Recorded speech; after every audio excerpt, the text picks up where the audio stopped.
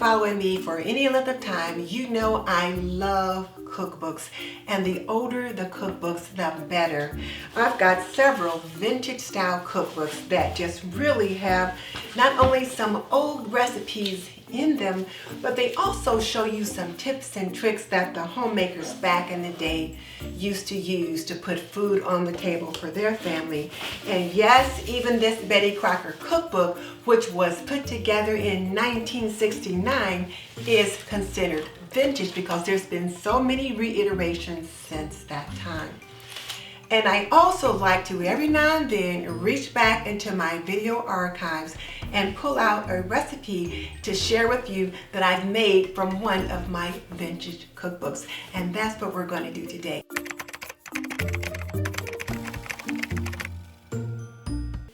This video is brought to you by Aprondiva. Pretty and practical, we believe that an apron can be a homemaker's best accessory. Visit us at www.aprondiva.com. So today I am going to make baking powder biscuits, and there's a baking powder biscuit recipe in just about every cookbook, and there's even a recipe for baking powder biscuits on the back of the baking powder can. So let's go ahead and get that started. Now, one of the things that I found most interesting about this cookbook was the system of measurements. For example, it called for a teaspoonful of baking powder for every teacup full of flour. How much flour is a teacup full of flour? Well, I figured a teacup was a bit smaller than a coffee cup, so no biggie. I could sort that out. But I Googled it just to see and discovered it was equal to about 2/3 cup. It also called for butter the size of a hen's egg, and I had to figure out how much butter is that. I took a large egg out of the fridge and estimated how much butter that would be. Later, I found a weight measurement table in the back of the book and found it was 1 ounce of butter. And then it mentioned that we were to rub the butter and flour together. How in the heck do you rub butter and flour together? I had never heard that term before. So I Googled it, and I found that it meant actually picking up the flour and rubbing the flour with the butter with the tips of the fingers until you created a coarse, crumbly mixture. So those were some of the things that I found most interesting. So now that I know what's what, I'll get my apron on and we'll get started. So I've got a vintage apron that used to belong to my grandma. And this was my dad's mother. I remember seeing her wear this when she would cook. And then I'm going to use this rolling pin to roll the dough out. I've had this rolling pin more than 25 years, so I don't know, probably got it when I first got married. I've got a 2-inch biscuit cutter, and this is definitely a vintage biscuit cutter. It says creamer on the top, and this used to be my grandmother's. And I've got a set of vintage mixing bowls that I got from my grandmother as well. And I wanted to use those for this particular recipe, but this bowl really wasn't large enough to hold all the flour. So I just wanted to show them off. I've used them in other recipes, and I always get comments about them. I didn't realize what a treasure I had until so many people commented about them. So the mixing bowl I'm actually going to use is this one. And I've had it, I don't know, more than 30 years. I probably got it as a wedding gift or somewhere soon thereabouts. So I'm going to use this one today.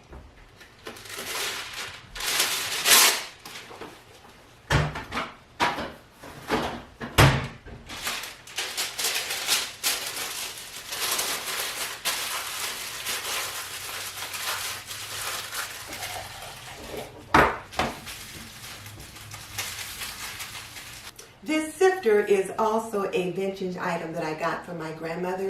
When she moved from Missouri to Indiana and had to break up her home, she gave me a lot of her kitchen items, and I was really glad to have those. So the recipe called for a quart of flour, and so I've got a quart of flour here, and we are to sift a quart of flour and the 4 teaspoons of baking powder together. 2, 3, 4 teaspoons of baking powder, and then we are to sift those together.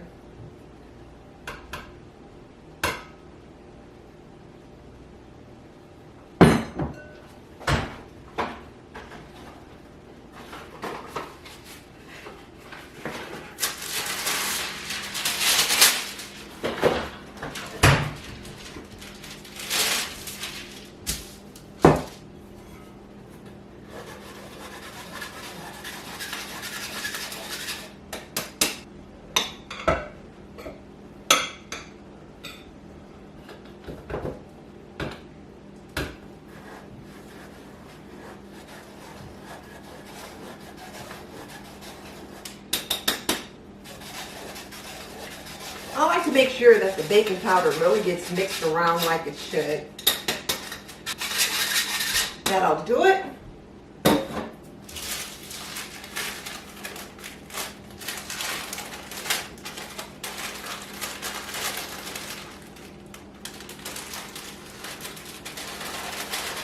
Now I need to rub the butter and the flour. So what I'm going to do is I'll cut the butter into the flour first, just to kind of get it started, and then I'll rub it.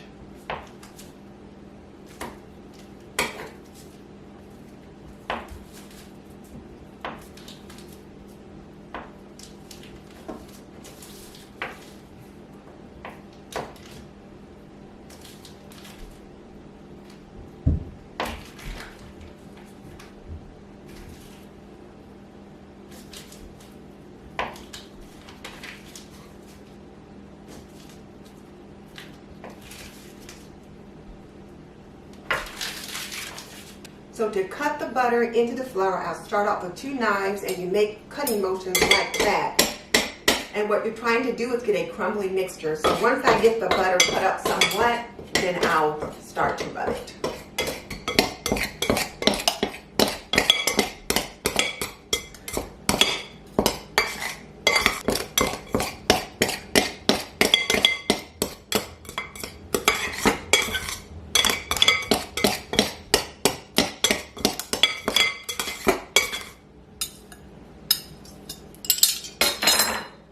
Now we'll rub the butter and the flour together.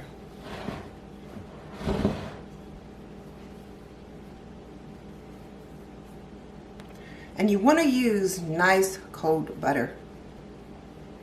And you should pick the butter up and the flour up and let it drop so you get plenty of air in it. This particular technique is new to me, but I can appreciate it because you can really feel when all the butter has been rubbed against the flour and there's like no remaining lumps of butter. And here's the mixture, nice and crumbly. So I'm going to add about 3/4 cup of milk, but I'm going to add it a little at a time. The recipe just says add milk until soft. So I'm going to add about 3/4 cup and see if that does it. If not, I'll add a little more. But it's starting to hold together, but I can see I need more milk. So right now my oven is preheating to 450 degrees. I realized the cookbook did not give me a setting for the oven, so I looked that up in another cookbook.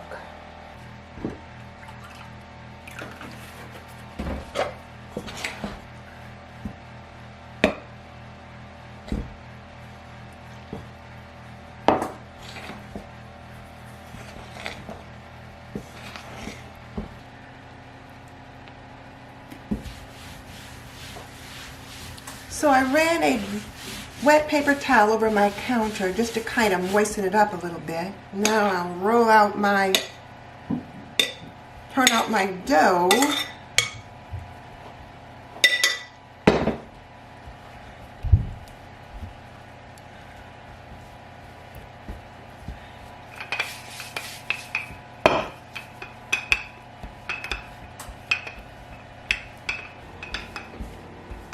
going to roll this out probably to about 1/2 inch. Should be about twice the size of what it is now. I like my biscuits thick.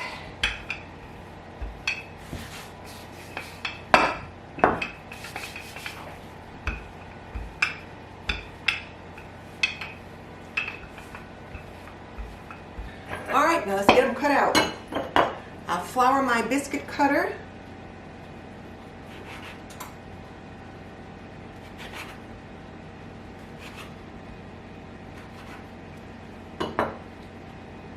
And I want to cut as many as I can from this first rolling out, because the second time you roll them out, they get a little tougher. Keep your biscuit cutter floured so that they don't stick in there. And we set these on the baking sheet. And you can set them close enough to touch.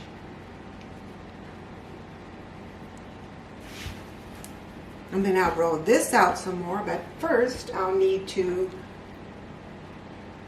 flour my countertop again. And if you've got a pastry board, you can use that. Otherwise,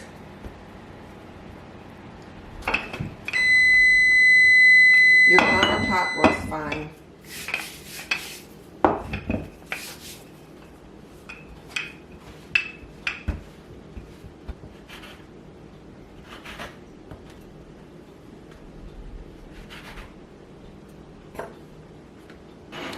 You can probably see that each time I roll it out, it gets a little bit drier because there's more flour being incorporated into it. So my oven's ready to go. So these will be ready to go in for about 15 minutes. So now let's get these biscuits in the oven.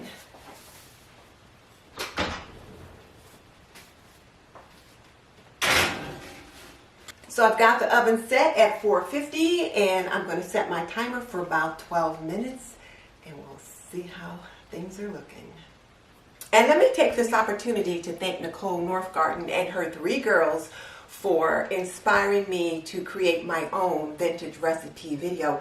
Their video was so much fun. They had such a good time. They had a fashion show with vintage clothing, and then some of the girls had a little bit of, we'll say, interesting experiences with some of the different equipment that they were using in the kitchen. It was just fun. So I wanted to join in the fun. So let me encourage you to check out the playlist so that you can see what all the other creators have done. Cleaning up the counter is always the hardest part because it's almost like you've got glue on the counter. Or shall I say paste.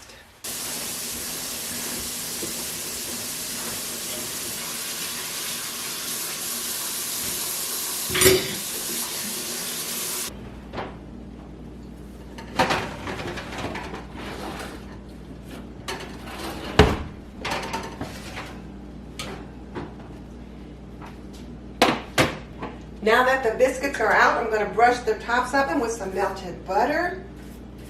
They look pretty good. Let's just hope they taste as good as they look. I'll get the hubby to come taste one. Let's flip this one open.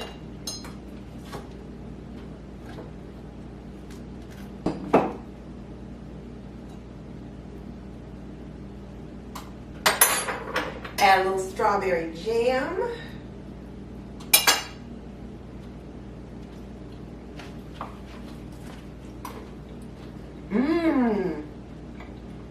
They're delicious. They are delicious. Now the recipe didn't call for any salt. It just called for baking powder. And I can see that I would have appreciated a little salt in this recipe. But they're good.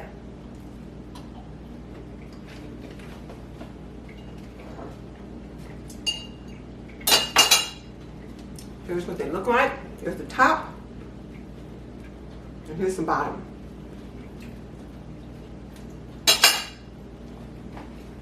And here's what they look like in the center.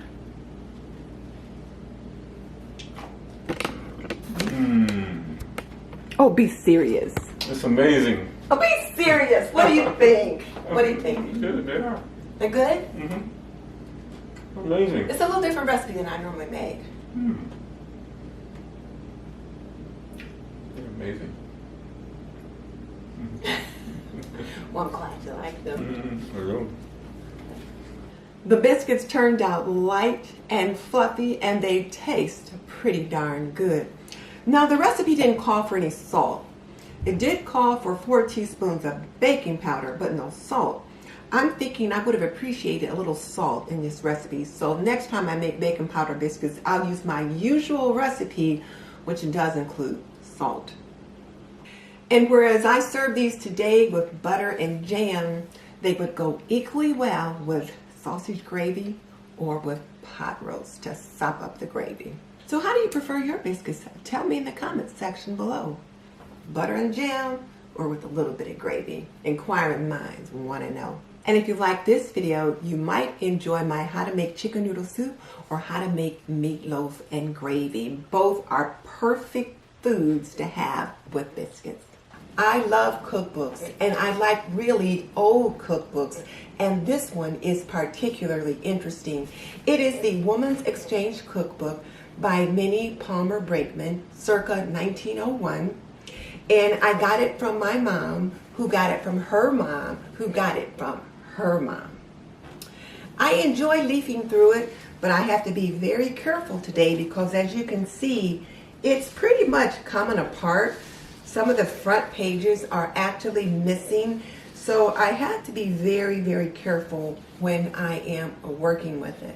I believe that homemaking is an art and a science, so I was thrilled when I read in the introduction that cooking is an art. And she also says that these worthy women who prepare all the delicacies that make home pleasant. And she went on with a few more things, but that is what I call the intentional use of self.